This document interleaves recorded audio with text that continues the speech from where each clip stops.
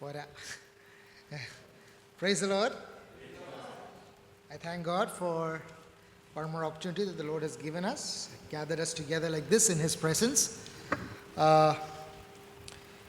ആൾക്കാരുടെ എണ്ണം കുറച്ച് കുറവാണെങ്കിലും ദൈവാത്മാവ് നമ്മുടെ കൂടെയുണ്ട്. 2-3 പേർ എൻ്റെ നാമത്തിൽ കൂടുന്നിടത്തൊക്കെയും കർത്താവ് നമ്മുടെ കൂടെയുണ്ട്. അതുകൊണ്ട് the presence of the Lord is indeed precious to us.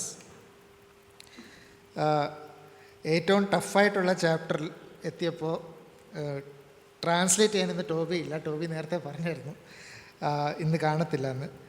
So നമ്മൾ ഏതൊക്കെ ചാപ്റ്റേഴ്സ് കഴിഞ്ഞു? ജെനസിസിൽ 9th ചാപ്റ്ററിൻ്റെ പകുതി വരെ നമ്മൾ കഴിഞ്ഞു അല്ലേ?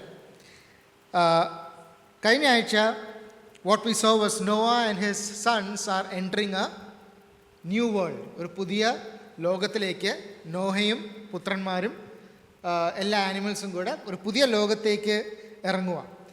അവിടെ ദൈവം നോഹയോട് പെട്ടകത്തിനുള്ളിൽ കയറുവാൻ കൽപ്പിച്ചതുപോലെ തന്നെ ദൈവം നോഹയോട് പെട്ടകത്തിൽ നിന്ന് ഇറങ്ങി വരുവാനും കൽപ്പിക്കുന്നു. വാതിൽ തുറക്കുന്നു. പുതിയ ഭൂമിയിലേക്ക് അവർ പോകുന്നു. ആ പുതിയ ഭൂമി എങ്ങനത്തെ ഒരു ഭൂമിയാണ് എന്ന് നമുക്ക് അറിയത്തില്ല. It was an earth that was filled with the results of devastation, അല്ലേ?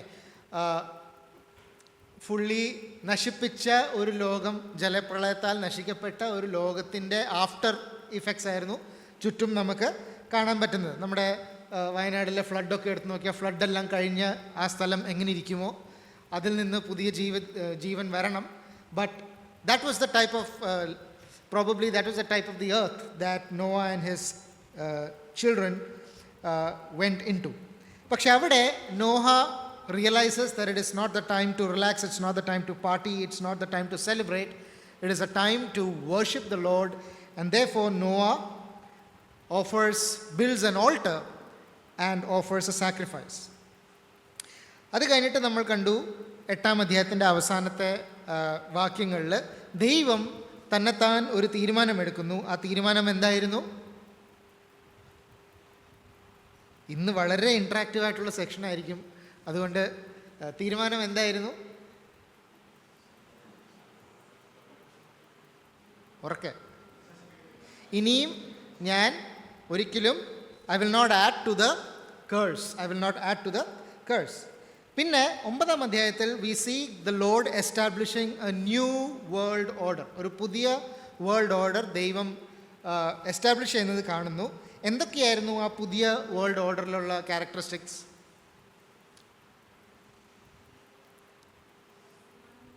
ആദ്യം, യെസ്, വെരി ഗുഡ്. ആദ്യം ദൈവം repeated the blessing and gave them the command to go and multiply and spread and fill the earth. Okay? രണ്ടാമത്തേത്, animals are given the dread of man, the fear of man. മനുഷ്യൻ്റെ ഭയം മൃഗങ്ങൾക്കുള്ളിൽ ദൈവം കൊടുക്കുന്നു. മൂന്നാമത്തേത്, non vegetarian diet ദൈവം സമ്മതിക്കുന്നു. പക്ഷെ അതിലൊരു കണ്ടീഷൻ ഉണ്ടായിരുന്നു. എന്തായിരുന്നു? രക്തം കുടിക്കുവാൻ പാടില്ല. there is no blood allowed. Why is no blood allowed? Because blood is representative of life. The life is in the blood. Jeevan രക്തത്തിലാണ്. And man is made in the image of God and therefore it should not be shed. അത് മാത്രമല്ല വേറൊരു കാരണം കൂടെ പറഞ്ഞായിരുന്നു. രക്തത്തിന് വേറൊരു purpose ഉണ്ടായിരുന്നു ദൈവത്തിൻ്റെ പ്ലാനിൽ, ദൈവത്തിൻ്റെ മനസ്സിൽ. എന്തായിരുന്നു അത്? ഓർക്കെ റിഡംഷൻ, അറ്റോൺമെൻറ്റ്, പ്രായശ്ചിത്തത്തിന് വേണ്ടി ദൈവത്തിൻ്റെ മനസ്സിലുണ്ടായിരുന്ന ഒരു സംഭവമായിരുന്നു രക്തം ചൊരിക എന്നുള്ളത്. So blood represented atonement in the sight of God and therefore he would not allow man to eat that blood nor shed that blood. അടുത്തത് we see that the Lord establishes, നാലാമത്തത്, human government എന്ന് വെച്ചാൽ മനുഷ്യനെ കൊണ്ട് മനുഷ്യനെ rule ചെയ്യിപ്പിക്കുന്ന, അല്ലെങ്കിൽ മനുഷ്യനെ വിധിക്കാനും മനുഷ്യൻ്റെ പുറത്ത് ശിക്ഷ നടപ്പാക്കുവാനും അധികാരം മനുഷ്യന് കൈമാറി കൊടുക്കുന്നതാണ് നമ്മൾ അടുത്തത് കണ്ടത്. വേർ ക്യാപിറ്റൽ പണിഷ്മെൻറ്റ്, ആരെങ്കിലും വേറൊരാളെ കൊന്നാൽ അവരുടെ രക്തം മനുഷ്യൻ്റെ കയ്യിൽ തന്നെ ദൈവം ചോദിക്കും എന്നുള്ളത് അവിടെ പറഞ്ഞിരുന്നു. അത് കഴിഞ്ഞ് ദൈവം നോഹയുമായിട്ട് എല്ലാ ആനിമൽസുമായിട്ടും ദൈവം ഒരു കവനൻറ്റ് ചെയ്യുന്നു. ആ കവനൻറ്റ് എന്തായിരുന്നു? that I will never again destroy the whole world with a flood. ഒരു ജലപ്രളയം കൊണ്ട് ഇനിയും മേലാൽ ഞാൻ ഭൂമിയെ മുഴുവനും നശിപ്പിക്കത്തില്ല. അതിനുള്ള ടോക്കൺ എന്തായിരുന്നു ദൈവം തന്നത്? there was a rainbow. ഇന്നലെ വൈകുന്നേരം there was a rainbow that we saw from our ഞങ്ങളുടെ ബാൽക്കണിയിൽ നിന്ന് ഇന്നലെ മഴ കഴിഞ്ഞിട്ട് ഒരു റെയിൻബോ കണ്ടു. അത് കണ്ട ഉടനെ പിള്ളേർ കറക്റ്റായിട്ട് തന്നെ പറഞ്ഞു it is A token of. So I M GLAAD that the Bible studies are making some moves at least in my family. Okay. ഒരു പുതിയ വേൾഡ് ഓർഡർ ദൈവം സ്ഥാപിച്ചപ്പോൾ 2 കാര്യങ്ങൾ കൂടെ ഇനിയും പെൻഡിങ് ഉണ്ട്. അതാണ് 10-ാം അധ്യായത്തിലും 11-ാം അധ്യായത്തിലും നമ്മൾ കാണുന്നത്. പക്ഷെ അതിനു മുമ്പ് we are introduced to Noah and his family. Noah and his sons, that is what we are going to read from chapter 9 verse 18 to the end. അത് കഴിഞ്ഞിട്ട് we go to the table of nations. Sound കുറച്ച് കൂടുതലാണെന്ന് തോന്നുന്നു അല്ലേ? അതുപോലെ then we go to the table of nations in Genesis chapter 10. അതിലേക്ക് നമുക്ക് വരാം. 10-ാം അധ്യായത്തിൽ 3 കാര്യങ്ങളാണ് നമ്മൾ കാണുന്നത്. നോഹയുടെ 3 പുത്രന്മാരുടെ അവരുടെ the generations, the descendants of the 3 sons of Noah. So let's go to Noah and his sons. നമുക്ക് ഉൽപ്പത്തി പുസ്തകം 9-ാം അധ്യായം 18 തൊട്ട് 29 വരെ വായിക്കാം. ആശംസ് വായിക്കാമോ? Genesis chapter 9 verses 18 to 29. പെട്ടകത്തിൽ നിന്ന് പുറപ്പെട്ടവരായ നോഹയുടെ പുത്രന്മാർ ഷേമും ഹാമും യാഫേത്തും ആയിരുന്നു. ഹാം എന്നവനോ കനാന്റെ പിതാവ്. ഇവർ മൂവരും നോഹയുടെ പുത്രന്മാർ. അവരെ കൊണ്ട് ഭൂമി ഒക്കെയും നിറഞ്ഞു. നോഹ കൃഷി ചെയ്യുവാൻ തുടങ്ങി ഒരു മുന്തിരിത്തോട്ടം നട്ടുണ്ടാക്കി. അവൻ അതിലെ വീഞ്ഞു കുടിച്ച് ലഹരി പിടിച്ച് തൻ്റെ കൂടാരത്തിൽ വസ്ത്രം നീങ്ങിക്കിടന്നു. കനാന്റെ പിതാവായ ഹാം പിതാവിൻ്റെ നഗ്നത കണ്ട് വെളിയിൽ ചെന്ന് തൻ്റെ 2 സഹോദരന്മാരെയും അറിയിച്ചു. ഷേമും യാഫേത്തും ഒരു വസ്ത്രമെടുത്ത് ഇരുവരുടെയും തോളിലിട്ട് വിമുഖരായി ചെന്ന് പിതാവിൻ്റെ നഗ്നത മറച്ചു. അവരുടെ മുഖം തിരിഞ്ഞിരുന്നത് കൊണ്ട് അവർ പിതാവിൻ്റെ നഗ്നത കണ്ടില്ല. നോഹ ലഹരി വിട്ട് ഉണർന്നപ്പോൾ തൻ്റെ ഇളയ മകൻ ചെയ്തത് അറിഞ്ഞു. അപ്പോൾ അവൻ, കനാൻ ശപിക്കപ്പെട്ടവൻ, അവൻ തൻ്റെ സഹോദരന്മാർക്ക് അധമ ദാസനായി തീരും എന്ന് പറഞ്ഞു. ഷേമിൻ്റെ ദൈവമായ യഹോവ സ്തുതിക്കപ്പെട്ടവൻ, കനാൻ അവരുടെ ദാസനാകും. ദൈവം യാഫേത്തിനെ വർദ്ധിപ്പിക്കട്ടെ, അവൻ ഷേമിൻ്റെ കൂടാരങ്ങളിൽ വസിക്കും. കനാൻ അവരുടെ ദാസനാകും എന്നും അവൻ പറഞ്ഞു. ജലപ്രളയത്തിൻ്റെ ശേഷം നോഹ 350 സംവത്സരം ജീവിച്ചിരുന്നു. നോഹയുടെ ആയുഷ്കാലം ആകെ 950 സംവത്സരമായിരുന്നു. പിന്നെ അവൻ മരിച്ചു. Let us just look to the Lord in a word of prayer. Our Father, we thank you for thy word. We thank thee, Lord Jesus, for the failures of thy people that allow us to look into our own lives and order our lives. We pray, Lord Jesus, that thou would give us wonderful insights from thy word. Thou would use thy servant, fill thy servant with thy spirit. And Lord, all those who are hearing online and in here in the assembly hall, we pray that thou would guide with thy spirit. Thou would glorify thine own name. Thou would take glory unto thyself. Thank you for all thou hast done.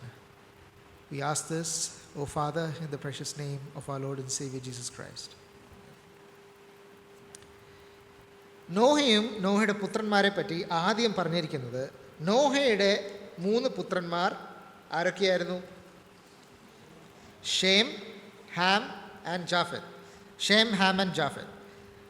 അത് ഞാൻ repeat ചെയ്യുന്നില്ല. അത് കഴിഞ്ഞിട്ട് പറയുന്നത് and Ham was the father of Canaan. അപ്പോൾ there is a confusion. Shem, Ham, യാഫേത്തിൽ ആരാണ് ഏറ്റവും മൂത്തത്?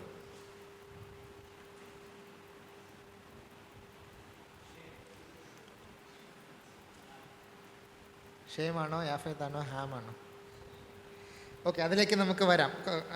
അടുത്ത വാക്യങ്ങളിലേക്ക് വരുമ്പോൾ അതിലേക്ക് വരാം. ഇവിടെ ഹാമിനെ മലയാളത്തിൽ ഹാം തന്നെയല്ലേ? ഹാം. സോ ഹാമിനെ ഇവിടെ ഇൻട്രൊഡ്യൂസ് ചെയ്തേക്കുന്നത് എങ്ങനെയാണ്? He was the father of Canaan. ഹാമിനെ ഇൻട്രൊഡ്യൂസ് ചെയ്തേക്കുന്നത് he was the father of Canaan. And Canaan seems to be Ham's youngest son. 10-ാം അധ്യായം 6-ാം വാക്യത്തിൽ ഹാമിൻ്റെ യങ്ങസ്റ്റ് മകനാണ് കെയ്ൻ എന്ന് പറയുന്നത്. രണ്ട് കാരണങ്ങൾ ഉണ്ടായിരിക്കാം ഇത് ഇങ്ങനെ ഇൻട്രൊഡ്യൂസ് ചെയ്തത്. First of all to show that Ham was a father by this time. ഈ സംഭവം നടക്കുന്ന പെട്ടകത്തിൽ നിന്ന് പുറത്ത് വരുമ്പോൾ അവർക്ക് മക്കളില്ലായിരുന്നു. പെട്ടകത്തിനുള്ളിൽ പോകുമ്പോഴും മക്കളില്ലായിരുന്നു. പുറത്ത് വന്നപ്പോഴും 8 പേര് മാത്രമേ ഉണ്ടായിരുന്നുള്ളൂ. ഈ സമയം ആകുമ്പോഴത്തേക്ക് ഹാമിന് പോലും മക്കൾ ഉണ്ട്. He was a father by that time. And as a father he is now going to sin against his own father. പിതാവായ താൻ തൻ്റെ സ്വന്തം പിതാവിനെതിരെ പാപം ചെയ്യുവാൻ പോകുവാണ്. അതൊന്ന്. രണ്ടാമത്തത്, ഇനിയും അങ്ങോട്ട് വരാനുള്ള സ്റ്റോറി ലൈൻ എന്ന് വെച്ചാൽ 12-ാം അധ്യായം തൊട്ട് ഇനിയും വരാനുള്ള സ്റ്റോറി ലൈൻ എന്ന് പറഞ്ഞാൽ ആരെ പറ്റിയാ?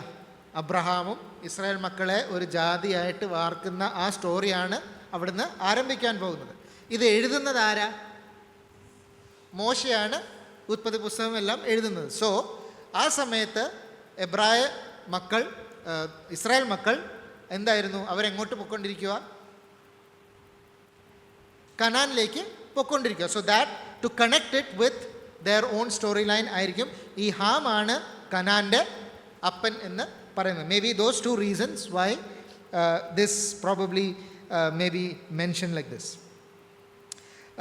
നോഹയ്ക്ക് 350 വയസ്സ് വരെ 950 ഇയേഴ്സ് വരെ ജീവിച്ചു. എങ്കിലും വേറെ മക്കളുണ്ടാകുന്നത് പോലെ അവിടെ പറയുന്നില്ല. ദൈവാത്മാവ് ക്ലിയറായിട്ട് പറയുന്നത് എന്താ? ഈ 3 പുത്രന്മാരിൽ നിന്നാണ് the whole earth was populated. ഇവർ 3 നോഹയുടെ പുത്രന്മാർ. അവരെ കൊണ്ട് ഭൂമി ഒക്കെയും നിറഞ്ഞു. The whole world was populated by Noah's 3 sons. This means that the whole human race comes from a single source. ആദാമിൽ നിന്നായിരുന്നു. ഇപ്പോൾ നോഹയിൽ നിന്നാണ് ഈ ഞാനും നിങ്ങളും ഇവിടെ ഇരിക്കുന്ന എല്ലാവരും have to trace our lineage to one of the sons of Noah. നോഹയുടെ ഏതെങ്കിലും ഒരു പുത്രന്മാരുടെ മക്കളായിട്ടായിരിക്കും നമ്മളെല്ലാവരും ഇവിടെ ഇരിക്കുന്ന എല്ലാവരും വരുന്നത്. അതാരാന്ന് നമുക്ക് അടുത്ത അധ്യായത്തിൽ നോക്കാം. അതുകൊണ്ട് തന്നെ there should be no prejudice or no discrimination between the races, right? All of us have descended from a common ancestor, and therefore വേറെ ഒരു വർഗ്ഗക്കാരെ താഴ്ത്തി കാണുകയോ ബെറ്ററായിട്ട് കാണുകയോ ഒരു റേസിസ്റ്റ് ആയിട്ടുള്ള ഒരു കാര്യം ചെയ്യുകയോ നമ്മൾ ചെയ്യാൻ പാടില്ല. As believers we all belong are bound together by a common ancestor. There should be no classes or there should be no caste or anything like that among us. അത് കഴിഞ്ഞിട്ട് നമ്മൾ കാണുന്നത് 20-21 അധ്യായത്തിൽ we see the failure of Noah. അപ്പോൾ ദൈവം ഭൂമിയെ ന്യായം വിധിച്ചു. ന്യായം വിധി ചെയ്ത് കഴിഞ്ഞിട്ടും മനുഷ്യൻ്റെ ഹൃദയത്തിലെ പാപം, മനുഷ്യൻ്റെ പാപത്തിൻ്റെ സ്വഭാവത്തിന് ഒരു മാറ്റവും ഇല്ല. ഇത്ര റൈച്ചസായി ഇത്ര ജസ്റ്റായിട്ട് നടന്ന നോഹയാണ് ഇപ്പോൾ ഇവിടെ പാപത്തിൽ വീഴുവാൻ പോകുന്നത്. മനുഷ്യവർഗത്തിൻ്റെ പാപം, that sin nature still continues even after the flood. 6-ാം അധ്യായത്തിൽ നോഹ എന്ത് പണിയുന്നു? ഒരു പെട്ടകം പണിയുന്നു, അല്ലേ? 8-ാം അധ്യായത്തിൽ നോഹ എന്ത് പണിയുന്നു? ഓൾട്ടർ, ഒരു യാഗപീഠം പണിയുന്നു. 9-ാം അധ്യായത്തിൽ വരുമ്പോൾ നോഹ എന്ത് പണിയുന്നു? He is planting a vineyard. He is building ഒരു മുന്തിരിത്തോട്ടം താൻ അവിടെ നട്ട്.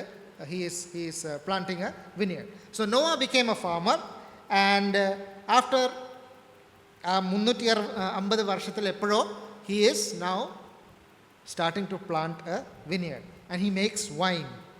ഓക്കെ, ഈ മരുന്നിന് വേണ്ടിയല്ല ഇതുണ്ടാക്കിയത്. കാരണം എന്താ?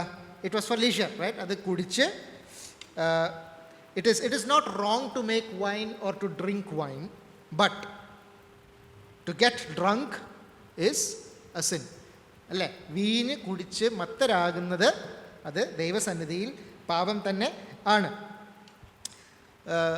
സദൃശവാക്യം 20-ാം അധ്യായത്തിൻ്റെ 1-ാം വാക്യത്തിൽ ഇങ്ങനെയാണ് പറയുന്നത്: wine is a mocker, strong drink a bowler, and whoever is led astray by it is not wise. അതിൻ്റെ മലയാളം Proverbs chapter 20. വീഞ്ഞ് പരിഹാസിയും മദ്യം കലഹക്കാരനുമാകുന്നു, അതിനാൽ ചാഞ്ചാടി നടക്കുന്ന ആരും ജ്ഞാനിയാകുകയില്ല. യെസ്, വീഞ്ഞ് പരിഹാസി. ജനറലി വീഞ്ഞ് തിരുവഴുത്തിൽ ഒരു നിങ്ങൾ കുടിച്ചാൽ നല്ലതാണ് എന്നുള്ള ഒരു അർത്ഥത്തിലല്ല ജനറലി വീഞ്ഞിനെ തിരുവഴുത്തിൽ പറഞ്ഞിരിക്കുന്നത്.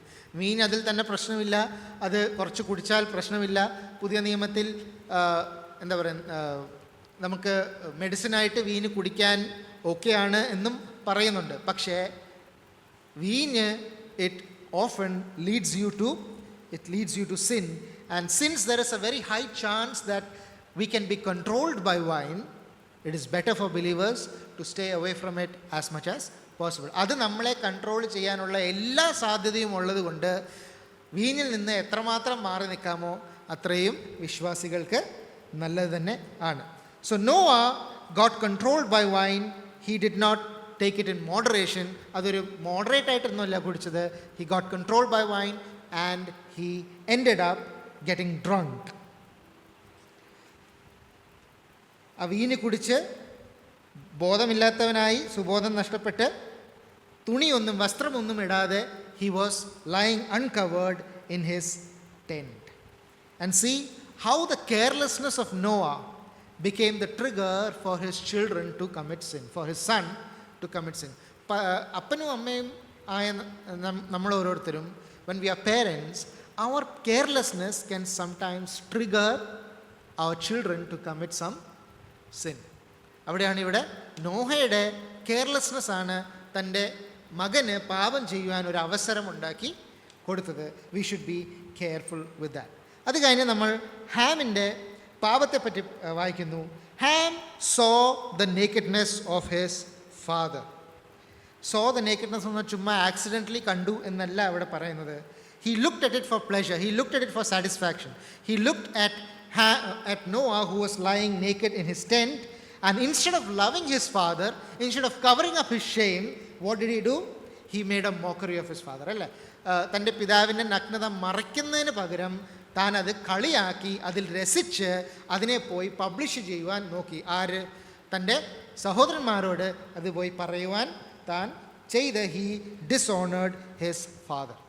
അതേസമയം ഹാമിൻ്റെ രണ്ട് സഹോദരന്മാർ, Japheth and Shem and Japheth, they respected and they honored their father, and therefore they controlled themselves and came and covered their father. അവരുടെ പിതാവ് ഒരു കോംപ്രമൈസിങ് പൊസിഷനിലാണ് എന്ന് മനസ്സിലാക്കി ഒരു പാപം വേറെ പാപത്തേക്ക് ലീഡ് ചെയ്യുന്നതിന് പകരം അവരതിനെ മറച്ച് വെച്ചു. ഒരാൾ തൻ്റെ പിതാവിനെ ആദരിച്ചില്ല, ഡിസോണർ ചെയ്തു, നിരാദരിച്ചു. മറ്റ് രണ്ട് സഹോദരന്മാർ സ്നേഹം കൊണ്ട് അവരുടെ പിതാവിനെ ആദരിച്ചു, പ്രൊട്ടക്റ്റ് ചെയ്തു. And dishonoring parents has always been a very serious sin in the sight of God. ദൈവം മുമ്പാകെ മാതാപിതാക്കളെ ബഹുമാനിക്കാതിരിക്കുന്നത് ഒരു വലിയ പാപമായിട്ട് തന്നെയാണ് ദൈവം അതിനെ കരുതുന്നത്. അത് മാത്രമല്ല, നാം നമ്മുടെ ജീവിതത്തിൽ നോക്കിയാൽ നമ്മൾ ആരെ പോലെയാണ്?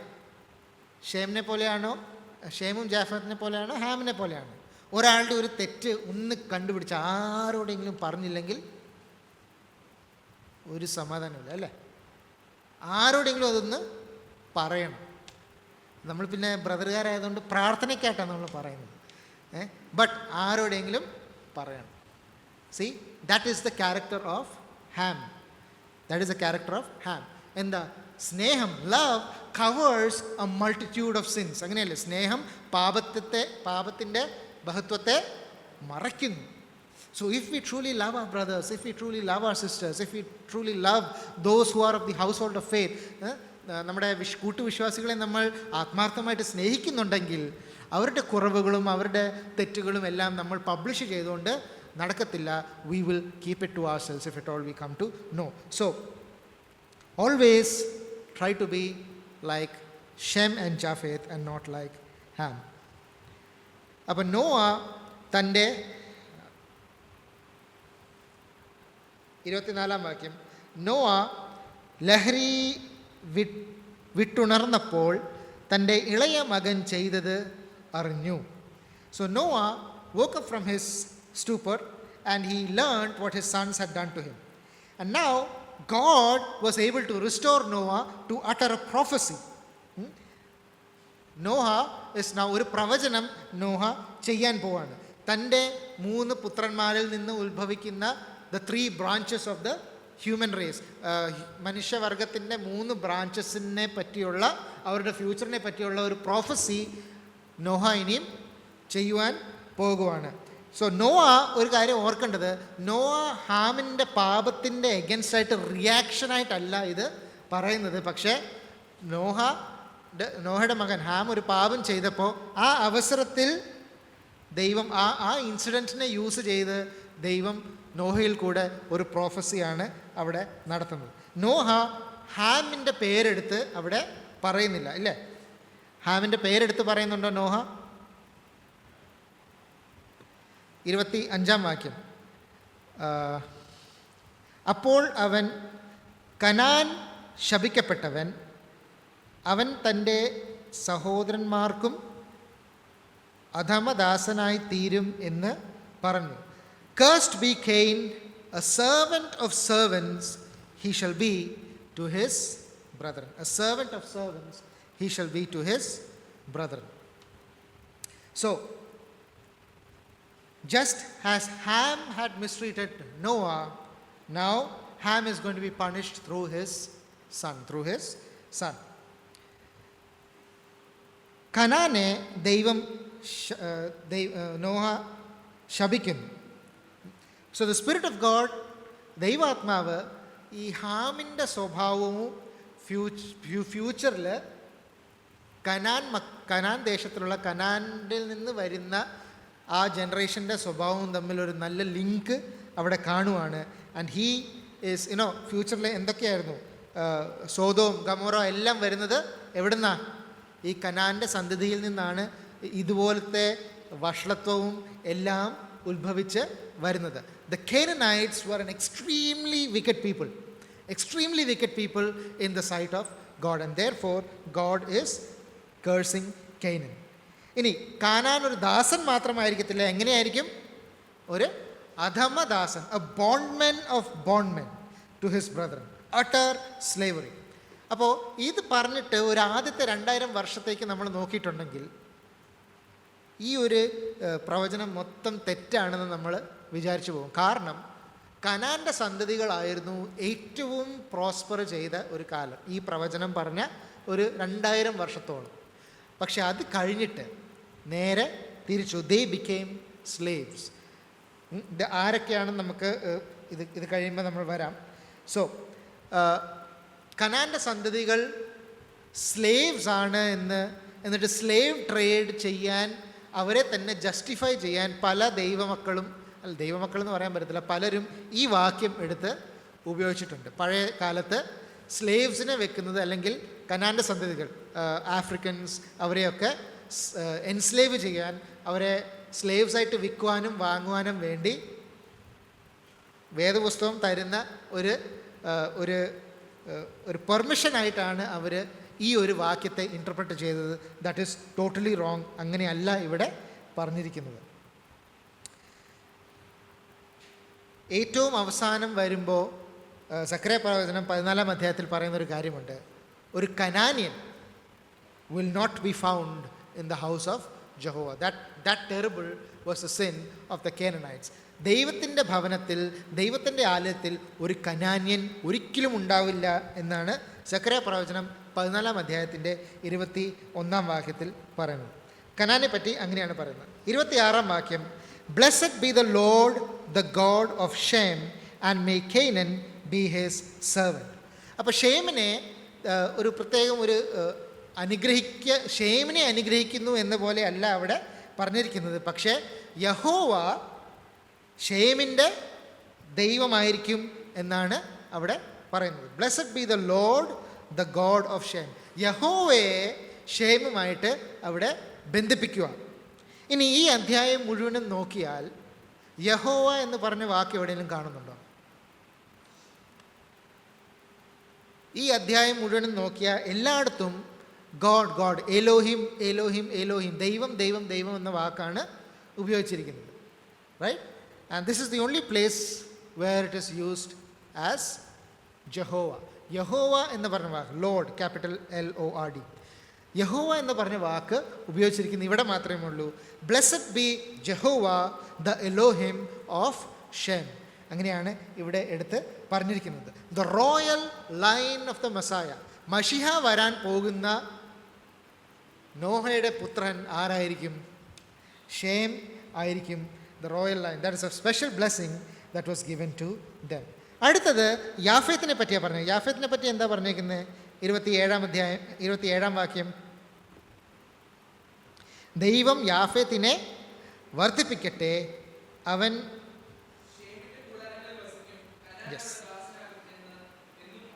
Thank you. യാഫേത്തിനെ ദൈവം വർദ്ധിപ്പിക്കട്ടെ. യാഫേത്തിൻ്റെ പേരിൻ്റെ അർത്ഥം തന്നെ he is enlarged, he is expanded എന്നാണ്. And the European people, they are known especially for this. They are the great colonizers of the earth. ഈ ഫുൾ ലോകത്തെ കോളനൈസ് ചെയ്ത് അടക്കി ഭരിച്ച ആൾക്കാരാണ് ഈ യാഫേത്തിൻ്റെ പുത്രന്മാർ. So യാഫേത്ത് spread across Europe, Asia, north, south America, Australia, ഇവിടെ എല്ലാം സ്പ്രെഡ് ചെയ്ത ഒരു ജാതിയാണ് യാഫേത്തിൻ്റെ പുത്രന്മാർ എന്ന് പറയുന്നത്. പക്ഷേ ഈ they shall dwell in the tents of Shem. അവർ തൻ്റെ സഹോദരൻ ഷേമിൻ്റെ കൂടാരങ്ങളിൽ വസിക്കും. പല വർഷങ്ങളായിട്ട് ഈ യാഫേത്തിൻ്റെ സന്തതികൾ, ദി ഏൻഷ്യൻ്റ് യൂറോപ്യൻസ്, ഓക്കെ, അവർ വളരെ അൺസിവിലൈസ്ഡും വളരെ ബാർബറിക്കും ക്രൂവലുമായ, ഭയങ്കര ക്രൂരന്മാരുമായ ഒരു ജാതി കൂട്ടമായിരുന്നു ഈ ഏൻഷ്യൻ്റ് യൂറോപ്യൻസ് എന്ന് പറയുന്നത്. One of the most cruel and barbaric people. ഈ ഏൻഷ്യൻ്റ് യൂറോപ്യൻസ് എന്ന് പറയുന്നത് ഏൻഷ്യൻ്റ് റോം, ഏൻഷ്യൻ്റ് ഗ്രീസ്, ഇങ്ങനത്തെ രാജ്യങ്ങളെല്ലാം വരുന്ന ഒരു ഇതാണ്. So they were the most cruel people until they met with the line of Shem. Who was that? After Christianity came, once Christianity came through the line of Shem, അല്ലേ? Christianity അല്ലെങ്കിൽ യേശു ക്രിസ്തു ഏത് മകനിൽ കൂടിയാണ് വരുന്നത്? ഷേമിൽ കൂടിയാണ് വരുന്നത്. അപ്പോൾ until Christianity came and started influencing Europe, what happened? They were a very barbaric people. പക്ഷേ അത് കഴിഞ്ഞിട്ട് they were transformed by the gospel. സുവിശേഷം വന്ന് അവരെ ട്രാൻസ്ഫോം ചെയ്ത് അവരെ ടോട്ടലി മാറി. ഇന്ന് the western values അല്ലെങ്കിൽ Judeo Christian values of the western world is looked upon as the best set of values in the whole world, അല്ലേ?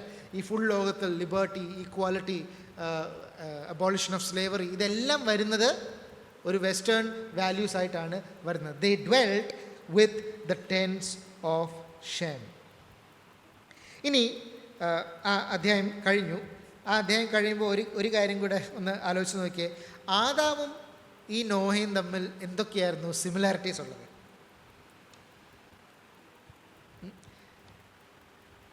ആദാമിൻ്റെ വീഴ്ച കാരണം 3-ാം അധ്യായത്തിൽ ഒരു വലിയ പ്രവചനം ദൈവം ചെയ്യുന്നു. The great prophecy after the fall of man, the great curse after the fall of man. Here, after the fall of Noah, you see a great prophecy and a curse coming. Both Adam and Noah, they were commanded to fill the earth and spread across the earth. Each of them was an ancestor of the present world, Noah and Adam. Each sinned by partaking of the fruit. One took of the fruit of the tree of the good, tree of the knowledge of good and evil. Another partook of the fruit of the vine. As a result of that, each of them became naked and were provided a covering by somebody else. Finally, both of them had a prophecy that resulted in a curse. So there are a lot of similarities between Adam and Noah, both as the heads of the human race. അത് കഴിഞ്ഞിട്ട് നോഹ എത്ര വയസ്സ് വരെ ജീവിച്ചു? 950 years. How big is 950 years? ഇതാണ് Noah. So after Noah മരിച്ച് 2 വർഷം കഴിഞ്ഞിട്ടാണ് അബ്രഹാം ജനിക്കുന്നത്. എന്ന് പറഞ്ഞാൽ അബ്രഹാമിൻ്റെ പിതാവ് വരെയുള്ള എല്ലാവരെയും നോഹയുടെ ജീവിതകാലത്തിൽ തന്നെ ഉണ്ട്. ഇത് നമ്മൾ will come to the end of chapter 10 and there we will see the genealogy of Shem. ഷേമിൻ്റെ വംശാവലിയിൽ അത് നമുക്ക് കാണും. So Noah lived for a very very long period of time and then Noah died. So after the flood we have established a new government and now in chapter 10 പത്താം അധ്യായത്തിൽ ഒരു പുതിയ സെക്ഷനായിട്ട് തുടങ്ങുക. Now this is the genealogy of the sons of Noah. പുതിയ അധ്യായം. ഇതിനെ നമ്മൾ വിളിക്കുന്നത് ദ ടേബിൾ ഓഫ് നേഷൻസ് എന്നാണ്. ദ ടേബിൾ ഓഫ് നേഷൻസ് എന്ന് പറഞ്ഞാൽ ഈ ലോകത്തിലെ എല്ലാ രാഷ്ട്രങ്ങളുടെ ഒറിജിൻ എങ്ങനെയാണ് എന്നാണ് നമ്മൾ കാണാൻ പോകുന്നത്. And now this is going to be a little bit of history and geography lesson. അതുകൊണ്ട് സ്കൂളിൽ പഠിച്ച കാര്യങ്ങളെല്ലാം എല്ലാവർക്കും ഓർമ്മയുണ്ടെന്ന് ഞാൻ വിചാരിക്കുന്നു. ഞാൻ പലപ്പോഴും ചിന്തിച്ചിട്ടുണ്ട്, ഈ ലോകം ഇന്ന് ഞാൻ എവിടുന്നാണ് വന്നത്, how did I come, Indians എങ്ങനെയാണ് വന്നത്, യൂറോപ്യൻസ് എങ്ങനെയാണ് വന്നത്, from where, how do you trace the lineage of all of this, why are there so many groups of people, ഇത്രയും type of people, each with their own language, with their own culture, with their own way of dressing, with their own way of speaking. എന്തുകൊണ്ട് ഇങ്ങനത്തെ പല കൾച്ചേഴ്സും ക്യാരക്ടേഴ്സും ലാംഗ്വേജസും ഒക്കെ ഉണ്ട്. So Genesis 10 and 11 is the answer to this. ഉൽപ്പത്തി പുസ്തകം 10 ഉം 11 ഇതിൻ്റെ ആൻസർ. 10ാം അധ്യായത്തിൽ രാഷ്ട്രങ്ങൾ എങ്ങനെ തിരിഞ്ഞു എന്നുള്ളതും 11ാം അധ്യായത്തിൽ അത് എന്തുകൊണ്ട് തിരിഞ്ഞു എന്നുള്ളതുമാണ് പറഞ്ഞിരിക്കുന്നത്. Okay, so chapter 10 is how the nations are, or what actually is the division of the nations, and then chapter 11 is how they were divided, what is the cause of that division. മനസ്സിലായോ? ആ difference മനസ്സിലായോ? 10ാം അധ്യായത്തിൽ എങ്ങനെയാണ്, അല്ലെങ്കിൽ how is it that it is all divided like this, and verse chapter 11 is അതിൻ്റെ reason എന്താണ്, what is the moral cause behind triggering the splitting up of the nations. 10ാം അധ്യായം 5ാം വാക്യം ഒന്ന് വായിക്കാമോ? 5ാം വാക്യത്തിൻ്റെ അവസാനം.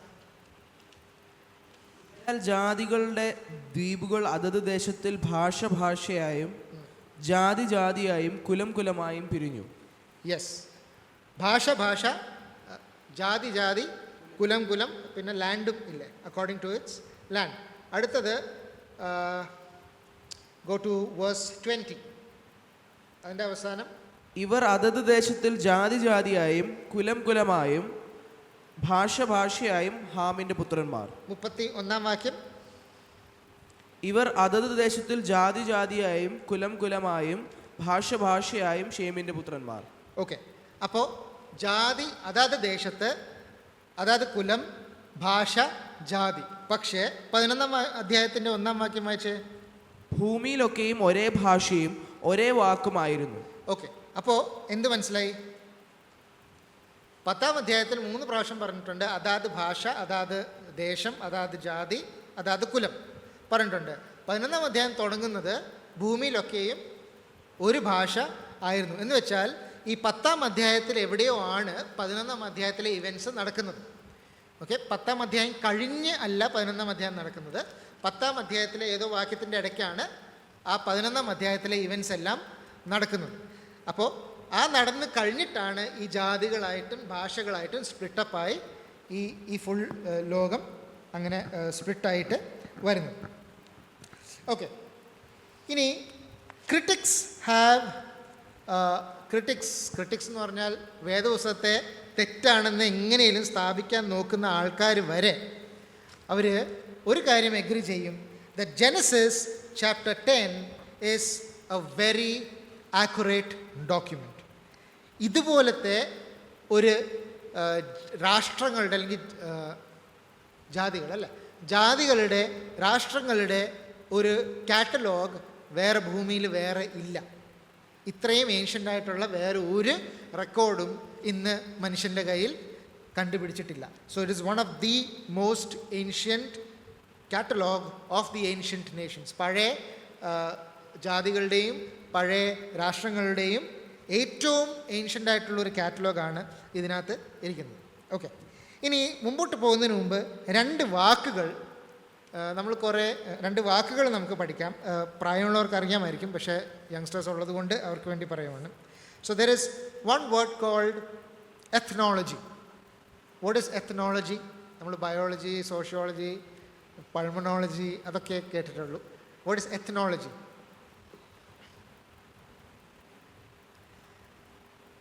So ethnology is the scientific study and comparison of human races. എന്ന് പറഞ്ഞാൽ പല ജാതികൾ എങ്ങനെയാണ് ഉണ്ടായി വന്നത്, ഏതൊക്കെ ജാതിയിൽ നിന്നാണ് ഏതൊക്കെ ജാതികൾ ഉണ്ടായി വന്നത് എന്നുള്ളതിൻ്റെ ഒരു സ്റ്റഡിയാണ് എത്നോളജി എന്ന് പറയുന്നത്. അത് പഠിക്കുന്ന ആൾക്കാരെ എത്നോളജിസ്റ്റ് എന്ന് പറയും. രണ്ടാമത്തേത് etymology. Etymology is the study and origin of words. എന്ന് പറഞ്ഞാൽ ഇന്നുള്ള ഒരു വാക്ക് അത് ഏത് വാക്കിൽ നിന്ന് വന്നതാണ്, ഏതൊക്കെ ഭാഷയിൽ നിന്ന് ഇങ്ങനത്തെ സിമിലർ വാക്കുകളുണ്ട്, അതിനെല്ലാം ഒരു കോമൺ ആൻസസ്റ്റർ ഉണ്ടോ, ഇങ്ങനത്തെ കാര്യങ്ങൾ പഠിക്കുന്ന ഒരു സംഭവമാണ് എറ്റിമോളജി എന്ന് പറയുന്നത്. So ethnology and etymology, both of this is very important for this chapter. Okay, എന്തുകൊണ്ടെന്ന് വെച്ചാൽ ഇവിടെ പറഞ്ഞേക്കുന്ന എല്ലാ പേരും മോശയുടെ സമയത്തുണ്ടായിരുന്ന പേരുകളാണ്. 10-ാം അധ്യായത്തിൽ പറഞ്ഞിരിക്കുന്ന ജാതികളുടെയും രാഷ്ട്രങ്ങളുടെയും പേര് മോശയുടെ സമയത്തുണ്ടായിരുന്ന പേരുകളാണ്. ആ പേരുകൾ അല്ലെങ്കിൽ എത്നോളജി പറയുന്നത് ഇവിടെ പറഞ്ഞിരിക്കുന്ന ജാതികളുടെ എന്ത് കോമ്പിനേഷൻ കൊണ്ടാണ് ഇന്നത്തെ ജാതികൾ നമ്മൾ കാണുന്നത്, അത് പഠിക്കുന്നതാണ് എത്നോളജി എന്ന് പറയുന്നത്. അതുമാത്രമല്ല, ഈ വാക്കുകളുടെ ഇന്നത്തെ വാക്ക് എന്താണ്? കാരണം ഓരോ ജനറേഷൻ കഴിയുമ്പോഴും വാക്കുകളൊക്കെ മാറിക്കൊണ്ടിരിക്കും, വൊക്കാബുലറി ഒക്കെ മാറിക്കൊണ്ടിരിക്കും. അപ്പോൾ ഏത് വാക്കുകളാണ് ഇന്നത്തെ modern equivalent of the ancient words, പഴയ വാക്കുകളുടെ മോഡേൺ ഈക്വലൻ്റ് എന്താണെന്ന് കണ്ടുപിടിക്കുന്ന ഒരു ഇതാണ് ഈ എറ്റിമോളജി എന്ന് പറയുന്നത്.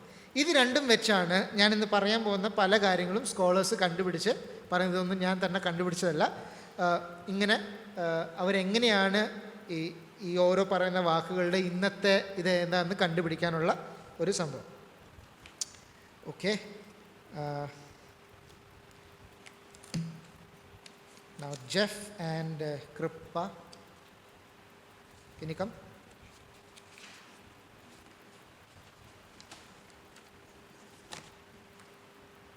സഹോദരിമാരാ കൂടുതലുള്ള അല്ലേ?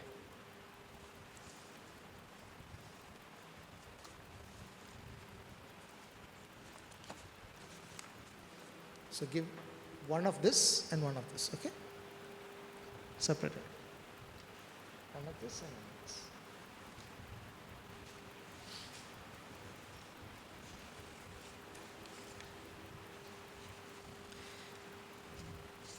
ഇന്ന് കൂടുതൽ ആൾക്കാർ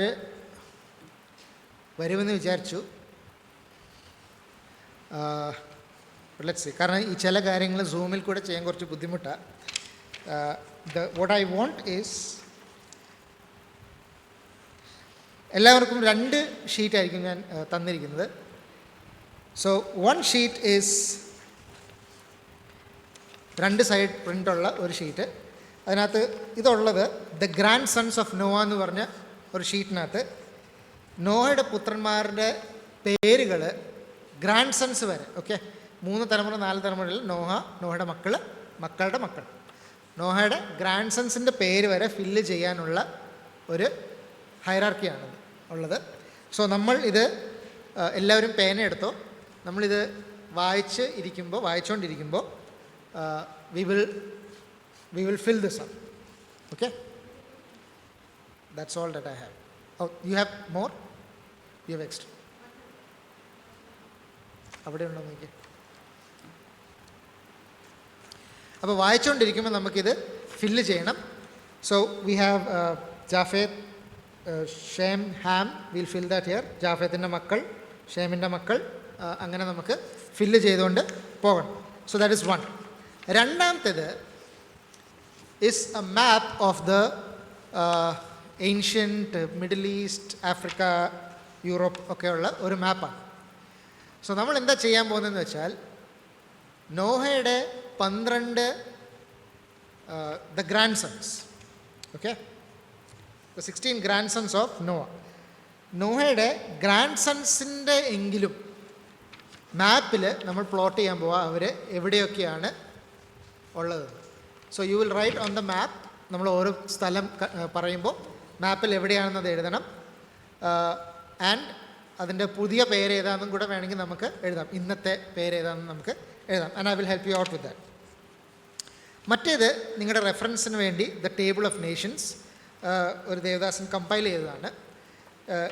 അത് 10-ാം അധ്യായത്തിൽ പറഞ്ഞിരിക്കുന്ന എല്ലാ പേരുടെയും അതിൻ്റെ ബൈബിളിലുള്ള എല്ലാ റെഫറൻസസും ഉണ്ട്. അത് എവിടെയൊക്കെ ബൈബിൾ റെഫർ ചെയ്തിട്ടുണ്ട്. അത് മാത്രമല്ല അതിൻ്റെ പുതിയ ടുഡേസ് ഇന്നത്തെ ലോകത്തിലുള്ള മോഡേൺ ഈക്വലൻ്റ് നെയിം ഏതാണെന്നും കൂടെ അവിടെ പറഞ്ഞിട്ടുണ്ട്. So we will go through all of this one by one. ഒരു കാര്യം നമ്മൾ ആലോചിക്കേണ്ടത്, ഇത് നമുക്കിന്ന് കംപ്ലീറ്റ് ചെയ്യാൻ പറ്റത്തില്ല, but we will go through it. ഒരു കാര്യം നമ്മൾ ആലോചിക്കേണ്ടത് ഇതാണ്,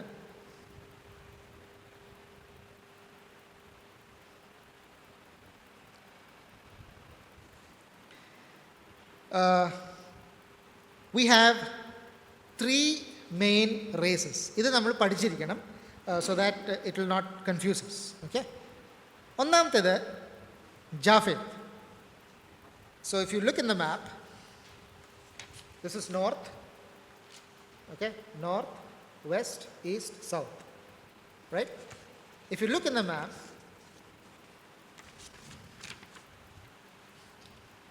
ഈ ടിഗ്രിസ് റിവർ കണ്ടോ? ടൈഗ്രിസ് റിവറിൻ്റെ കുറച്ച് മുകളിലുള്ള ഭാഗമാണ് ഈ മൗണ്ട് അററാട്ട് എന്ന് പറയുന്നത്. എന്ന് വെച്ചാൽ നോഹയുടെ പെട്ടകം ലാൻഡ് ചെയ്ത പർവ്വതം. അതിൽ നിന്ന് കുറച്ച് താഴെ പോയാലാണ് Shinar, the plain of Shinar. The plain of ഷീനാറിന് എന്താ മലയാളത്തിൽ? ഷീനാറിൻ്റെ സമനിലം. ഓക്കെ, വടവർ. The plain of Shinar. ഈ plain of ഷീനാറിലാണ്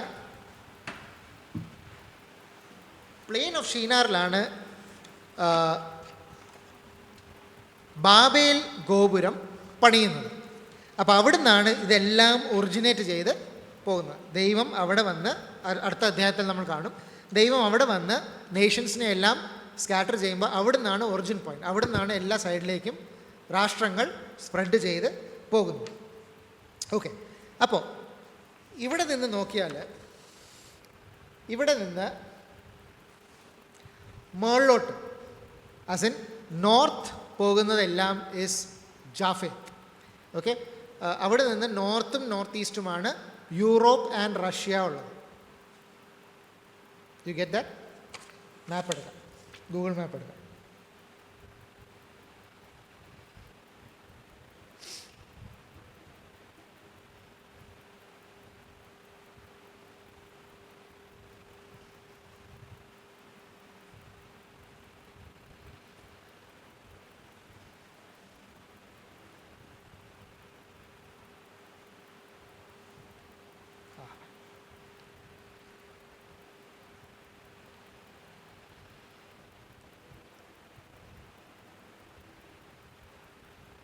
sorry, screen share ചെയ്യുന്നത് ഞാൻ മറന്നു.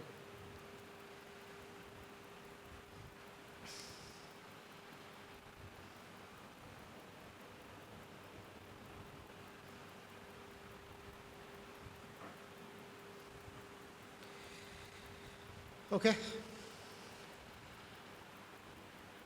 എനിക്ക് ഇങ്ങോട്ട് തിരിയേണ്ടി വരും. This is the map of the world. So, it's around this region that we have Babylonia, Tigris Euphrates നദിയുടെ ഇവിടെയാണ് ഇതുള്ളത്. അവിടെ നിന്ന് നോർത്തിലേക്ക് പോകുന്നത്, this is the entire Europe and Russia. Okay, അവിടെയാണ് യാഫേത്തിൻ്റെ സന്തതികൾ മൈഗ്രേറ്റ് ചെയ്ത് പോകുന്നത്. So Japheth is north and north east, that entire Europe region. Okay, അത് മനസ്സിലാക്കിയല്ലോ. അടുത്തത് you have Ham. Ham came down towards Africa. ഇവിടുന്ന് ഇങ്ങോട്ട് വന്നു, down towards Africa and little bit east towards that same place. എന്ന് പറഞ്ഞാൽ ബാബേലിൻ്റെ സ്ഥലത്ത് ഉള്ള ആ സ്ഥലവും ബാക്കി കുറേ പേര് ആഫ്രിക്കയിലേക്കും ആണ് ഹാമിൻ്റെ സന്തതികൾ മൈഗ്രേറ്റ് ചെയ്തത്. So, Japheth towards the north, the entire north. Ham towards Africa, predominantly towards Africa. Okay, ഇതിലെല്ലാം മിക്സർ ഉണ്ട്, അത് നമുക്ക് പിന്നെ പറയാം. Then മൂന്നാമത്തെ ആരാ? ഷേം. ഷേമിൻ്റെ സന്തതികൾ എവിടെയാണ്? It is the middle east. ഈ ഭാഗം നമ്മൾ ഇന്ന് മിഡിൽ ഈസ്റ്റ് പറയുന്ന അറേബ്യ, മിഡിൽ ഈസ്റ്റ് ഒക്കെയാണ് ഷേമിൻ്റെ സന്തതികളുടെ മൈഗ്രേറ്റ് ചെയ്ത് പോയത്. ഇത്രയും കാര്യങ്ങൾ നമ്മൾ ഓർക്കണം. Okay, so we have Japheth to the north, Europe, generally Europe, Indo Europeans എന്ന് പറയും. Okay, Indo Europeans because it is the Europeans that migrated even to India. Okay, അപ്പോൾ ഇൻഡോ യൂറോപ്യൻ ഇസ് യാഫേത്ത്.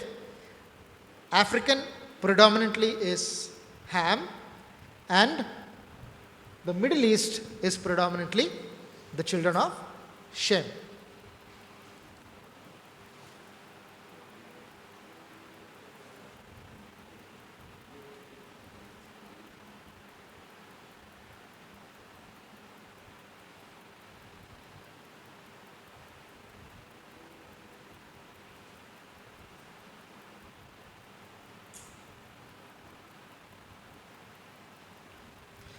Okay.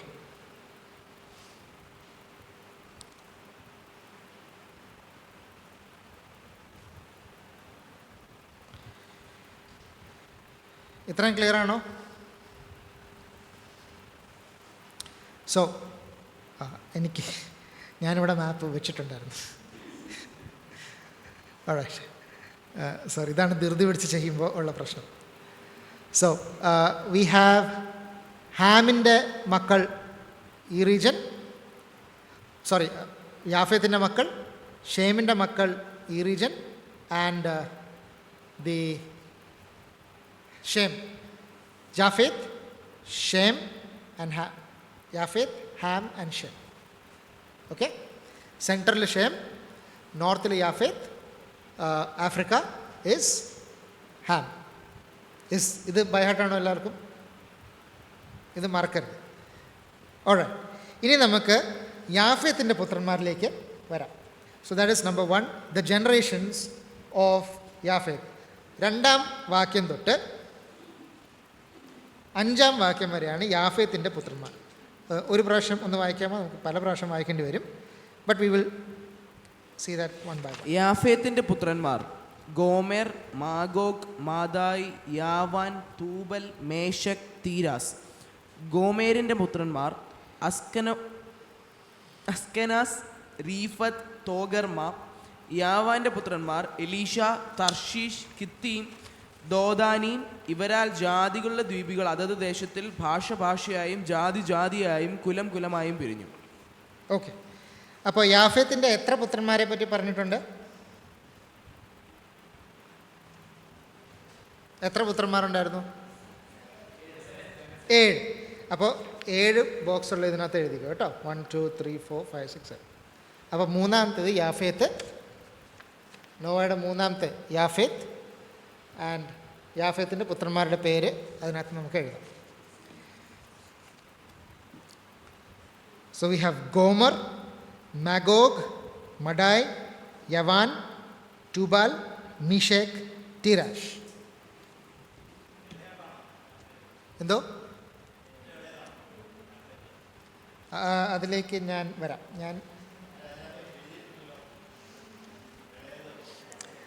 അതിലേക്ക് ഞാൻ വരാം. ഒരു minute. അത് ഞാൻ പറയാൻ വിട്ടുപോയി അല്ലേ? ഓക്കെ, ഉൽപ്പത്തി പുസ്തകം 11-ാം അധ്യായം 10-ാം വാക്യം ഒന്ന് വായിക്കാമോ? 11:10. ഉൽപ്പത്തി പുസ്തകം 11-ാം അധ്യായത്തിൻ്റെ 10-ാം വാക്യം. ഷേമിൻ്റെ വംശപാരമ്പര്യമാണിത്. ഷേമിന് 100 വയസ്സായപ്പോൾ അവൻ ജലപ്രളയത്തിന് പിൻപ് 2 സംവത്സരം കഴിഞ്ഞ ശേഷം അർപ്പക്ഷാദിനെ ജനിപ്പിച്ചു. ഓക്കെ, അപ്പോൾ അർഫക്സാദ് ജനിച്ചപ്പോൾ ഷേമിന് എത്ര വയസ്സുണ്ടായിരുന്നു? 100 എന്ന് പറഞ്ഞാൽ ജലപ്രളയത്തിന് 2 വർഷം കഴിഞ്ഞപ്പോൾ 100 വയസ്സ് എന്ന് വെച്ചാൽ ജലപ്രളയത്തിൻ്റെ സമയത്ത് എത്രയുണ്ടായിരുന്നു? 98. നോഹ ജലപ്രളയത്തിൻ്റെ സമയത്ത് എത്രയായിരുന്നു? How much is he? How old was Noah when the flood started? കഴിഞ്ഞ വർഷം നമ്മൾ പറഞ്ഞതാണ് 600. സോ നോവാസ് ഓൾഡസ്റ്റ് സൺ 500 വയസ്സായപ്പോഴാണ് നോവയ്ക്ക് പുത്രന്മാരുണ്ടായെന്ന് നമ്മൾ കഴിഞ്ഞ ചാപ്റ്ററിൽ കണ്ടില്ലേ?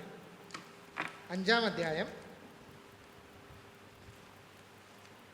5-ാം അധ്യായത്തിൻ്റെ അവസാനത്തെ വാക്യം, നോഹയ്ക്ക് പുത്രന്മാരുണ്ടായപ്പോൾ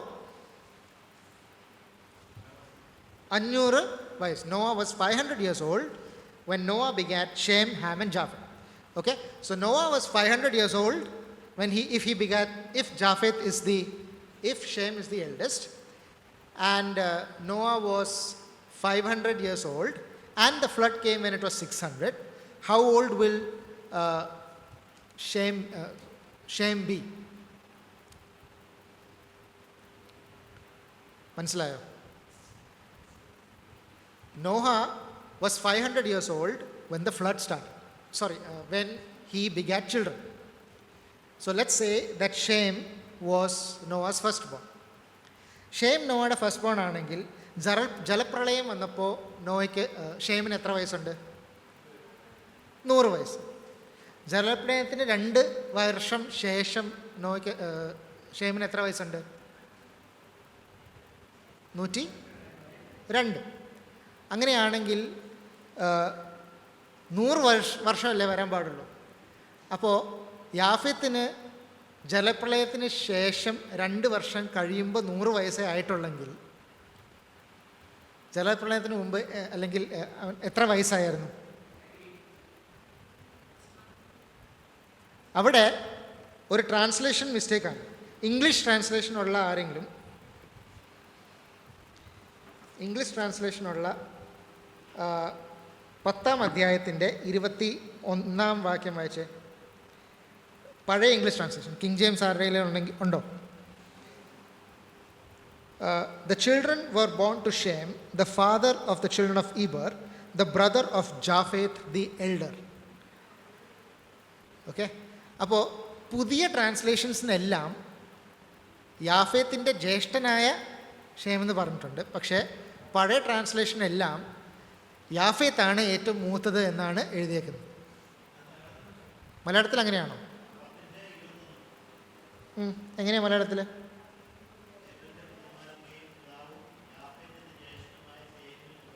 യാഫേത്തിൻ്റെ ജ്യേഷ്ഠനായ ഷേം. ഇംഗ്ലീഷിൽ അവരുടെ ജ്യേഷ്ഠനായ യാഫേത്ത് എന്നാണ് എഴുതിയേക്കുന്നത്. പഴയ ട്രാൻസ്ലേഷൻസിനെല്ലാം യാഫേത്താണ് മൂത്തതെന്നാണ് എഴുതിയേക്കുന്നത്. പുതിയ ട്രാൻസ്ലേഷൻ, പുതിയ എല്ലാ വെരി മോഡേൺ ട്രാൻസ്ലേഷൻസ് എല്ലാം ഷേമാണ് മൂത്തതെന്നാണ് എഴുതിയിരിക്കുന്നത്. ഓക്കെ, സോ അത് ട്രാൻസ്ലേഷൻ ചെയ്യുമ്പോൾ it can be translated either way. പക്ഷേ ഏജ് വെച്ച് നോക്കുമ്പോൾ Japheth was the only person who was sort of 100 years old. ഷേമിന് ആ സമയത്ത് നോഹയ്ക്ക് 500 വയസ്സാകുമ്പോൾ ഷേം ജനിച്ചായിരുന്നെങ്കിൽ പിന്നെ 11-ാം അധ്യായത്തിൻ്റെ 10-ാം വാക്യത്തിൽ 100 വയസ്സാകുമ്പോൾ മകൻ ജനിക്കാൻ പറ്റത്തില്ലായിരുന്നു. ഓക്കെ, അത് വീട്ടിൽ പോയിട്ട് ആ കാൽക്കുലേഷൻ നോക്കിയാൽ മതി, you will get that. So അതുകൊണ്ട് യാഫേത്ത് ഏറ്റവും ഇളയത് ഹാമാണെന്ന് 9:24 പറഞ്ഞിട്ടുണ്ട്. So the order is Japheth, Shem and Ham is what I believe. Okay, ഞാനത് പറയാൻ വിട്ടുപോയി, സോറി. റൈറ്റ്, ഇനി യാഫേത്തിൻ്റെ മക്കൾ എങ്ങോട്ടൊക്കെയാണ് സ്പ്രെഡ് ചെയ്തത്? സോ യാഫേത്താണ് ജോഗ്രഫിക്കലായിട്ട് ഏറ്റവും വൈഡായിട്ട് സ്പ്രെഡ് ചെയ്ത് പോയത്.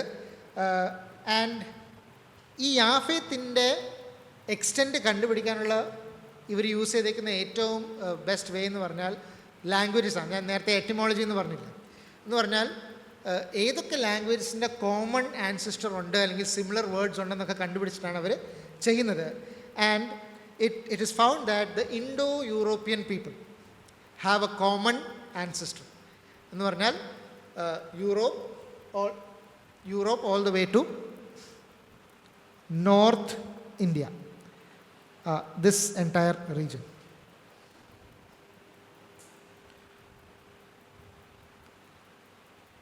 ദിസ് എൻറ്റയർ റീജിയൻ ആണ് യാഫേത്തിൻ്റെ സന്തതികൾ എന്ന് പറയുന്നത്. So Japheth spread out and populated the European continent, full European continent, Asian continent in the north, that is Russia, the northernmost part, and then also to the Indus valley civilization ഒക്കെയുള്ള ആ area, the north part of India. ഇവർക്കെല്ലാം same ആൻസിസ്ട്രിയാണ്. Even the D N A combination test എല്ലാം ഈ ethnologist ചെയ്യുമ്പോൾ they found out that they all have a common ancestor. And വേറെ കുറേ proofs ഉണ്ട്, but I am just mentioning the prominent ones. ഇനി ആദ്യത്തെ മകനാര? Gomer. So you try and fill this, okay? ഞാൻ പറയുന്നത് വെച്ചിട്ട് you can try and fill this. So Gomer is identified with the Cimmerians എന്ന് പറഞ്ഞാൽ ഏഷ്യ മൈനർ, ബ്ലാക്ക് സീ ഏതാ? This is the Mediterranean Sea, this is the Black Sea, and this is the Caspian Sea. Okay? പണ്ട് പഠിച്ചു കാണും. So the Mediterranean Sea is easy. Mediterranean Sea means middle sea. Okay, വേൾഡിലുള്ള ഏറ്റവും centre most sort of ഉള്ള ഒരു sea ആണ് Mediterranean sea. So Mediterranean sea, black sea and middle sea. അപ്പോൾ ഈ ഏരിയയിൽ ഉള്ള സ്ഥലമാണ് ഗോമേർ എന്ന് പറയുന്നത്. സോ ഇതിനകത്ത് you can see Mediterranean sea, black sea, Caspian sea. Black സീയുടെ ഈ ഏരിയയിൽ വരും ഗോമേർ. ഓക്കെ, വീട്ടിൽ പോയിട്ട് ഗൂഗിൾ മാപ്പ് എടുത്തിട്ട് ഈ ഏരിയയിലെ ഇന്നത്തെ കൺട്രീസ് ഏതാണെന്ന് നോക്കിയാൽ നമുക്ക് മനസ്സിലാകും അതിൻ്റെ ലിങ്ക് എങ്ങനെയാണ്.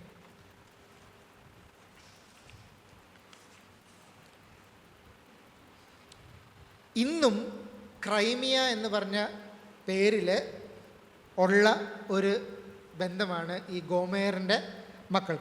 കിമേറിയൻസ് എന്ന് പറയുന്ന ആൾക്കാരാണ് അവരുടെ ആൻസിസ്ട്രിയിൽ ഉള്ളത്.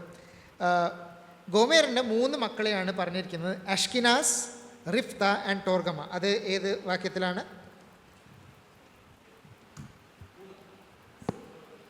ഗോമേറിൻ്റെ 3 മക്കൾ.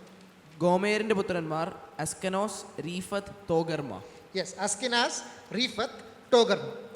ഈ അസ്കിനാസ് എന്ന് പറഞ്ഞത് ഐഡൻറ്റിഫൈ ചെയ്യാൻ വളരെ എളുപ്പമാണ്. കാര്യം എന്താണെന്ന് വെച്ചാൽ യഹൂദന്മാർ അസ്കിനാസിനെ ജർമ്മനിയുമായിട്ടാണ് ലിങ്ക് ചെയ്തത് അവരുടെ ട്രഡീഷനിൽ. കാരണം ഇന്ന് വരെ ജർമ്മൻ ജ്യൂസിനെ അസ്കിനാസ് ജ്യൂസ് എന്ന് തന്നെയാണ് പറയുന്നത്. There is a category of Jews called the Ashkenaz Jews. And Ashkenaz Jews they dress differently, they talk differently. നമ്മുടെ ഇസ്രായേലിലുള്ള യഹൂദന്മാരെക്കാളും വളരെ ഡിഫറെൻ്റായിട്ട് ഉള്ള കൾച്ചറുള്ള ഒരു യഹൂദന്മാരുടെ കൂട്ടമാണ്. So they were not in very friendly terms these Ashkenazi Jews എന്ന് പറയുന്നത്. പക്ഷേ ഈ എന്ന് വെച്ചാൽ ഷേമിൻ്റെ ചില പുത്രന്മാരാണ് അങ്ങോട്ടും കൂടെ മൈഗ്രേറ്റ് ചെയ്തത്. അപ്പോൾ ഞാൻ ഈ ജനറലായിട്ട് പറഞ്ഞു യാഫേത്ത് നോർത്തിലാണെന്ന്. പക്ഷേ ദർസ് ഓൾവേസ് എക്സെപ്ഷൻസ്. ഓക്കെ, അങ്ങോട്ടും ഇങ്ങോട്ടും ഇൻ്റർമിക്സിങ് ഒത്തിരി ഉണ്ടായിട്ടുണ്ട്. അപ്പോൾ ഈ അസ്കിനാസി ജ്യൂസ് എല്ലാം കൂട്ടത്തോടെ തിരിച്ച് ഇസ്രായേലിൽ വന്നത് എപ്പോഴാണെന്നറിയാമോ? കുറച്ചും കൂടെ മോഡേൺ ഹിസ്റ്ററിയാണ്. ഇസ്രായേൽ റീജിയനിലേക്ക് വന്നത് ദേശമുണ്ടായപ്പോൾ മാത്രമല്ല 1940s. ഓക്കെ, 1940s എന്താ സംഭവിച്ചത്? യാഫേത്തിൻ്റെ ഒരു മകൻ called Adolf Hitler started exterminating the Jews to a very large degree. അപ്പോഴാണ് ഈ അസ്കിനാസി ജ്യൂസ് കൂടെ മാസ്സായിട്ട് മെഡിറ്ററേനിയൻ റീജിയനിലേക്ക് തിരിച്ച് വരാൻ തുടങ്ങിയത്. പക്ഷേ അവരിന്നും അസ്കിനാസി ജ്യൂസ് എന്നാണ് അവരെ വിളിക്കപ്പെടുന്നത്. സോ 1940s അവിടെ നടന്ന ആ സംഭവമാണ്. റിഫാത്ത് എവിടെയാണെന്ന് നമുക്ക് വലിയ റിഫാത്ത് എന്ന് പറഞ്ഞ മകൻ എവിടെയാണെന്ന് അറിയത്തില്ല. ടോർഗമ എന്ന് പറഞ്ഞത് അർമേനിയൻസ്, ജർമ്മനി, ടർക്കി, തുർക്കിസ്ഥാൻ ആ ഏരിയയിലൊക്കെയാണ് ടോർഗമ എന്ന് പറയുന്നത് എന്നാണ് പറയപ്പെടുന്നത്. പക്ഷേ മാപ്പിൽ നിങ്ങൾ വരയ്ക്കുമ്പോൾ നോഹയുടെ ഗ്രാൻഡ് സൺസിൻ്റെ ലെവലിൽ മാത്രം വരച്ചാൽ മതി, അല്ലെങ്കിൽ ഒത്തിരി ഇതായിപ്പോൾ. ഓക്കെ, അടുത്ത മകൻ്റെ പേരെന്താ? ഗോമർ കഴിഞ്ഞിട്ട് യാവാന്റെ പുത്രന്മാർ Magog. So Magog moved northward and eastward. Okay, Magog എവിടെയാണ്? Josephus is one of the old historians. So Magog was the father of the Scythian race that later became the stock of Russia. Russians in the great ancestry, ancient ancestors ആണ് ഈ Magog എന്ന് പറയുന്നത്. അപ്പോൾ ഇന്നത്തെ റഷ്യയുടെ വലിയ അപ്പച്ചൻ എന്ന് പറയുന്നത് മാഗോഗ് ആണ്. സോ ഇസിക്കേൽ 38 അധ്യായത്തിൽ വരുമ്പോഴാണ് ഇതിൻ്റെ ലിങ്ക് പിന്നെയും നമുക്ക് കാണുന്നത്. ഇസിക്കേൽ പ്രവചനം 38:2 വായിക്കാമോ? അവിടെ പറയുന്നത് Magog is the prince of Rosh, okay, which is the ancient name for modern Russia. Ezekiel 38:2. യഹോവയുടെ അരുളപ്പാട് എനിക്കുണ്ടായത് എന്തെന്നാൽ, മനുഷ്യപുത്ര, രോഷ്, മേശക്, തൂബൽ എന്നിവയുടെ പ്രഭുവായി മാഗോഗ് ദേശത്തിലെ ഗോഗിന്റെ നേരെ നീ മുഖം തിരിച്ച് അവനെക്കുറിച്ച് പ്രവചിച്ച് പറയേണ്ടത്. യെസ്, മാഗോഗ് ദേശത്തിലെ ഗോഗ് എന്ന് പറയുന്നത് ബേസിക്കലി നമ്മുടെ ഈജിപ്ഷ്യൻ കിങ്ങിനെ എന്താ വിളിക്കുന്നത്? ഫെറോ എന്നാണ് വിളിക്കുന്നത്. ഫെറോ ടൈറ്റിലാണ്. അതേപോലെ റോമൻ കിങ്ങിനെ എന്താ വിളിക്കുന്നത്? റോമൻ എംപററിനെ സീസർ എന്നാണ് വിളിക്കുന്നത്. അതേപോലെ ഈ മഗോഗിൻ്റെ ആ പ്രഭുവിനെ വിളിക്കുന്നതാണ് ഗോഗ് എന്ന് പറയുന്നത്. സോ മഗോഗിൻ്റെ ഗോഗിനെ എന്താ പറയുന്നത്? So that is the area. Which is the area? Here. This is the area of Magog, which is around Russia. Okay, Russia ഏരിയയിലാണ് മഗോഗ് ഇരിക്കുന്നത്. അടുത്തത് സമയം കഴിഞ്ഞു. So we will continue this next week. ഇത് പറഞ്ഞു തുടങ്ങിയാൽ പിന്നെ നിർത്താൻ പറ്റത്തില്ല. സോ ലെറ്റസ് ആദ്യം തൊട്ട് let's hope there are more people next time. കാരണം സൂമിലുള്ളവർക്ക് ഇത് എത്ര ക്യാച്ച് ചെയ്യുന്നു എനിക്ക് I am not very sure. കുറച്ച് ഡിഫിക്കൽട്ടാണ് ഇത് ഇങ്ങനത്തെ കാര്യങ്ങൾ സൂമിൽ പഠിപ്പിക്കാൻ.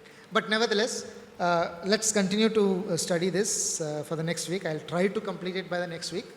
കുറച്ചും കൂടെ സ്പീഡിൽ പോകാം. And it is beautiful then to see the story of redemption also.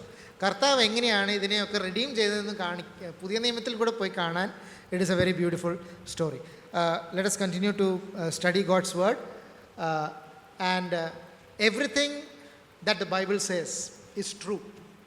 Okay, അതിൻ്റെ ഇതാണ് ഈ ക്യാരക്ടറിസ്റ്റിക്സ് ഒക്കെ ഈ ബൈബിളിനകത്ത് പറഞ്ഞിരിക്കുന്ന ഇതെല്ലാം നമ്മൾ അറിഞ്ഞിരിക്കണം. ഞാൻ എന്തുകൊണ്ടാണ് ഈ പേരുകളൊക്കെ നമ്മൾ എഴുതി പഠിക്കണം എന്ന് പറഞ്ഞത്?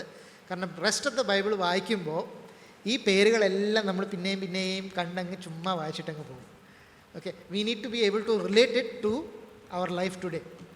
ഓക്കെ, അപ്പോൾ മാഗോഗിൻ്റെത്, ഓക്കെ, മാഗോഗിൻ്റെ രാജാവ് വരും. കാരണം മാഗോഗ് എന്ന് പറയുന്നത് ഫ്യൂച്ചറിൽ ഒത്തിരി ഇമ്പോർട്ടൻ്റ് ആയിട്ടുള്ള ഒരു രാജ്യമാണ് in the prophecy.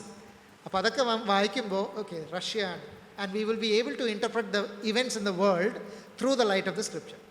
So help us, may God help us to do that. May His name be glorified.